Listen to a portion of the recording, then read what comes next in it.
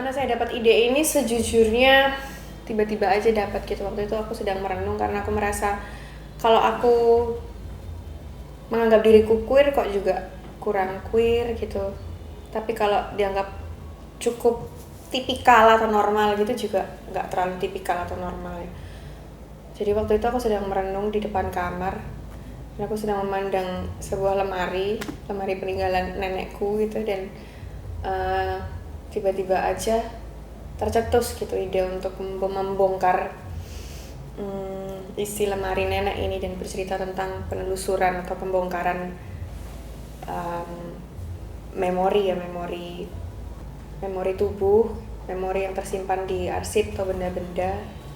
Karena sebenarnya kalau dihubungkan dengan konsep queer dan pendekatan reparatif itu ditarik lebih jauh lagi, kami juga berbicara mengenai trauma dan tubuh-tubuh yang menyimpan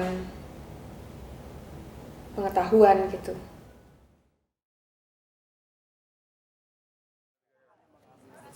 Ini kita besok pentasnya di sini ya, di Black Box PFN. Beginilah keadaan ruangnya. Sayangnya kita nggak dapat kesempatan untuk latihan di sini ya. Paling baru tanggal 27 malam kita bisa latihan di sini, tapi itu sekalian juga set up soalnya. Sebenarnya aku nggak langsung bilang iya, tapi aku baca dulu konsepnya kayak gimana. Menarik nggak buat aku? Terus dari segi bunyinya seperti apa? Aku nggak mau dicap kayak, oh bikin musik, oh bikin apa. Aku tanya di awal, ini bunyiku seperti apa? Aku perform atau cuma bikin musik? Gitu. Waktu ke waktu, hari ke hari, akhirnya, oh oke nih. Ya udah, secara tema kayak gitu kayaknya menarik nih gitu kan. Dari segi aku udah punya bayangan, oh bunyi kayak gini ya mungkin, oh aku bakal main apa gitu. Sebagai musisi nggak cuma bikin musik doang, tapi as a performer yang durasinya 2 jam, awalnya 3 jam kan. Angie sendiri nggak punya apa namanya, oh gerakan ini harus gini gini gini, tapi kayak oh secara konsep kayak gini, secara visual udah kena nih. Gitu aja sih, secara tema fine-fine aja sih. Siapa sih nggak punya nenek? Nah, di sini kan menarik nih. Mungkin ada yang suka banget sama neneknya, ada yang benci banget sama neneknya. Kan kita nggak tahu. Bahkan besok yang bakalan dialamin audien dengan bunyi kayak dengan gerakan temen-temen kayak kita nggak tahu semuanya. Dan itu menariknya di situ.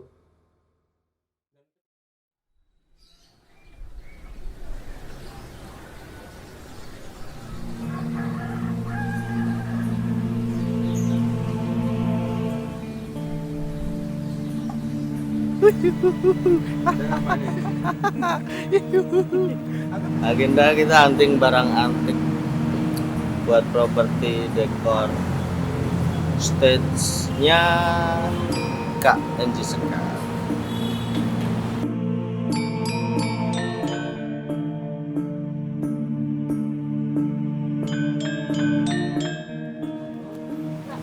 Yang apa punya galeri barang antik? Ya. Bambang ya. Punya Roy, barang-barang antik meja-meja itu kan lemari. Ada mobil nih mas, Yang masuk hitam ke dalam. Oh, Gang dan- sebelah, dari yang sini satu bisa lagi. ya? Sebelah rumahnya ini. Iya bisa lewat situ bisa. Ya, Kasih ya. Ya.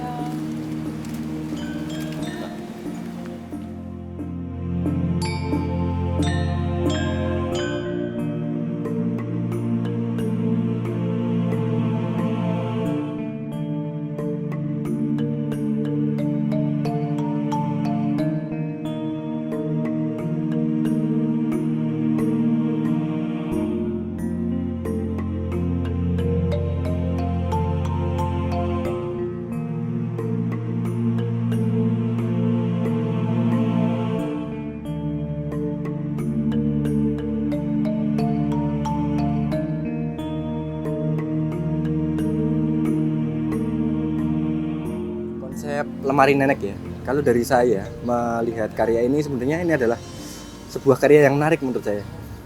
Karena dari karya ini saya jadi menjadi lebih apa ya nek, kalau di cara Jawane gemi itu nek Jawane ngopeni hal-hal yang kecil. Dia itu gemi itu apa ya, memperhatikan hal-hal yang kecil, dan itu sering sekali dilakukan oleh nenek saya ketika nenek memberi nasihat ke saya, nenek beraktivitas. Dia selalu memperhatikan detail-detail kecil, dan ternyata itu penting ketika saya refleksikan untuk kehidupan saya. Menjadi gemi itu penting sekali. Dan dari konsep lemari nenek ini kan kita membicarakan konsep lemari ya. Lemari itu kan membuka memori, mungkin membuka memori yang sudah-sudah, dan itu saya coba di karya ini, saya coba untuk merefleksikan ke tubuh saya. Ternyata benar, maksudnya memori-memori lama itu sangat penting sekali untuk berproses di karya selanjutnya mungkin, atau berproses di kehidupan yang nyata mungkin.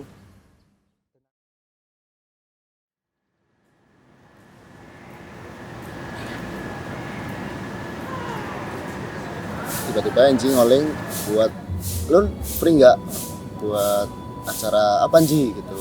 Terus ya udah, terus Enji ngomong dan ngejelasin konsepnya gini. Dan kebetulan juga aku sendiri pengen belajar tentang teater, dan kebetulan Enji tawarannya ini masuk. Tunggu apa lagi? Ya udah, oke aja Enji, aku tertarik banget untuk ikut ini. Menarik sih, karena aku di sini juga yang kurasain, aku jadi merecall kembali tentang memori-memoriku dengan nenekku, karena aku sendiri juga dekat dengan beliau, apalagi untuk masalah apa ya, mungkin tradisi-tradisi Jawa atau apa, itu aku selalu tanya-tanya beliau. Dulu kedekatannya dari itu sampai akhirnya ada karya Enji ini yang judulnya Lemari Nenek ini, kayak kembali ke masa itu lagi aku rasanya itu sih Mas. Menurut pandangan mereka sendiri tentang karya ini nanti kayak gimana, itu sih aku penasarannya di situ.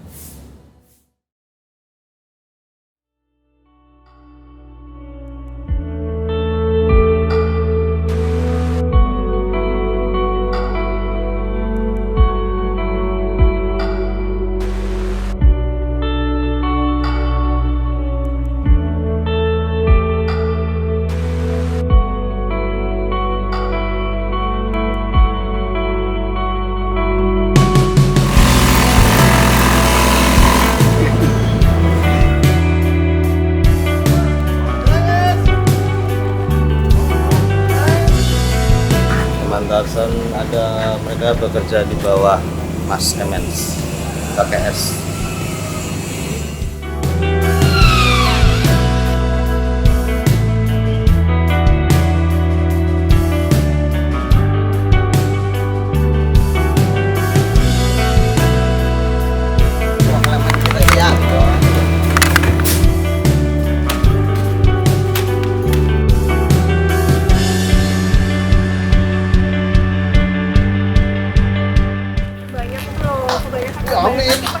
Kita seneng kalau banyak. Ini Yang jadi stopper depan siapa? Yang jadi stopper depan siapa yang 20?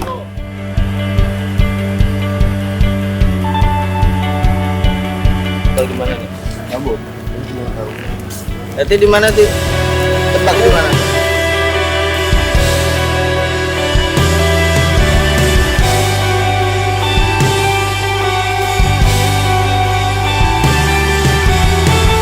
Oke, tinggal kasih lampu. Itu butuh berapa?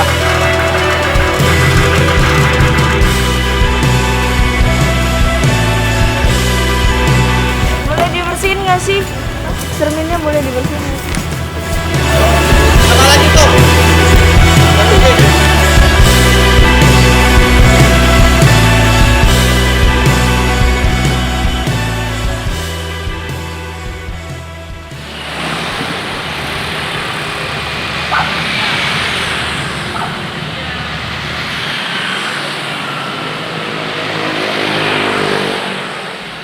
Apakah ini teater? Enggak juga, aku nggak bisa bilang gitu.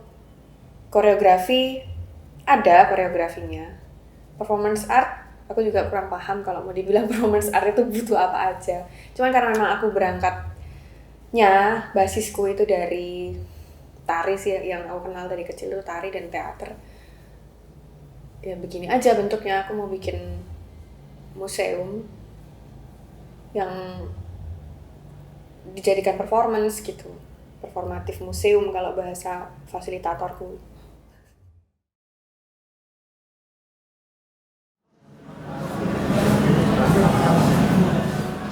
Lemari nenek yang dijelaskan dengan sedemikian rupa, dengan semua bisa dibilang kalau lemari nenek itu nggak cuman sebatas fisiknya saja, tapi akhirnya bisa dianalogikan sebagai tempat di mana memori itu ada, entah itu memori tentang fisik, entah itu memori tentang kebiasaan, kemudian tentang tubuh, kemudian tentang hal-hal yang diturunkan secara tidak sadar, hal-hal yang diturunkan bahkan kita sendiri tidak menyadari bahwa kita juga memiliki itu dari leluhur kita, seperti itu.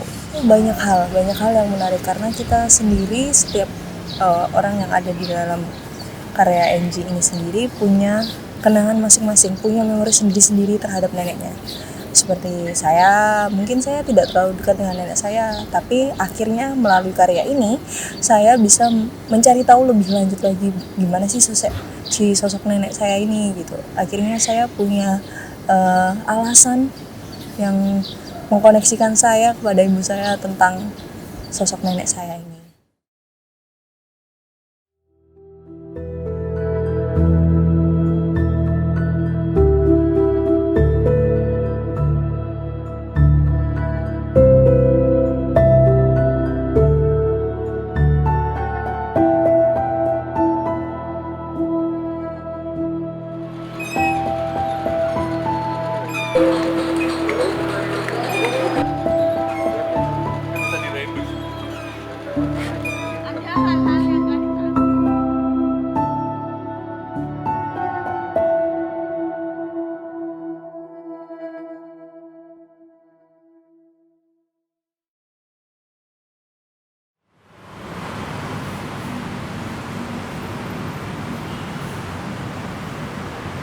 Kenapa mengajak kolaborator dan performer dan tidak aku sendiri yang perform ya? Aku menghindari jebakan ini sih, koreografi sih sebenarnya. Jadi ada kegelisahan sebenarnya ketika seorang koreografer atau kreator yang individual itu mengangkat sesuatu yang berangkat dari dirinya sendiri, mengangkat sesuatu di dalam karya yang berangkat dari dirinya sendiri, pengalamannya pribadi. Rasa-rasanya agak sulit untuk membuat itu terhubung dengan penonton gitu, dengan konteks yang lebih luas dan dengan lanskap yang lebih luas gitu. Padahal kalau menurutku apa yang berangkat dari diri sendiri itu sebenarnya juga penting gitu ketika dipantulkan lagi ke kehidupan orang-orang yang lain, sebenarnya itu kan kayak gitu. Dan sebenarnya juga ada pertanyaan sih, terus apa pentingnya kita mengetahui soal lemari nenekmu? Apa pentingnya kita itu menelusuri sejarah nenek kamu gitu? Ya kemudian pertanyaan itu aku kembalikan lagi, penting nggak sih menelusuri sejarah nenekmu gitu menurutmu? Atau kamu merasa nggak sih kalau sejarahmu juga itu tuh penting gitu.